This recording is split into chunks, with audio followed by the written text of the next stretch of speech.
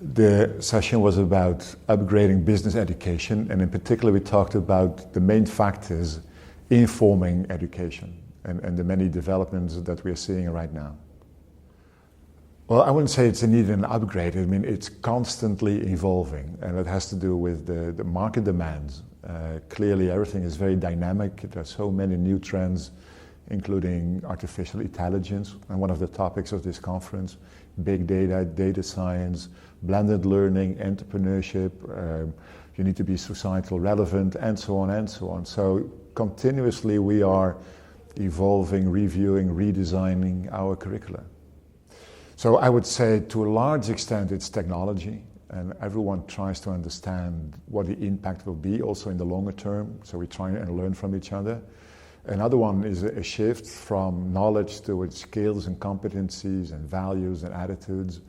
A third one is entrepreneurship still. In the old days, business schools were graduating students for the corporate world. But more and more students like to start up their own business. So these are the important trends. Another one is that if you want to tackle the big problems the world is facing, you need to do this in a multidisciplinary teams. So that also means that business schools have to reach out maybe to medical schools or design schools, engineering schools, and so on.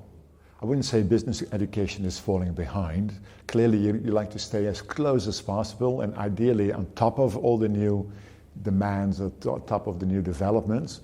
But for sure, there's always a certain time lag. So it's a good question, are we doing enough? Basically, probably this is something you only know 5 years or 10 years from now.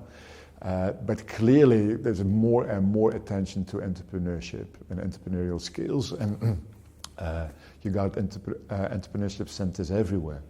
And like I said, if you talk to a business school and a business school student about setting up a new business, essentially what they need to do is be able to collaborate with people from science, engineering, medical schools, design schools.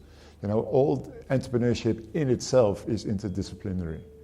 So that's probably a challenge for a lot of business schools, to reach out to other schools in other disciplines to work together. No, I think you're right. I mean, the academic system is really defining the needs and what works and what doesn't work. So I would say it's very contextual.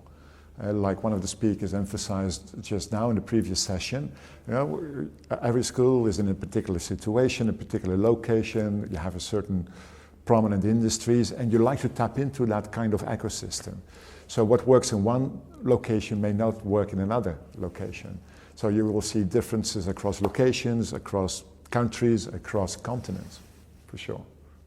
So one of the big trends right now, at least in our university, is design thinking. It has been around for a long time, but this has really erupted in a sense. So as a business school, it's pretty natural to try and include this in your curriculum, but now we're thinking of starting up a design school, so a totally different enterprise.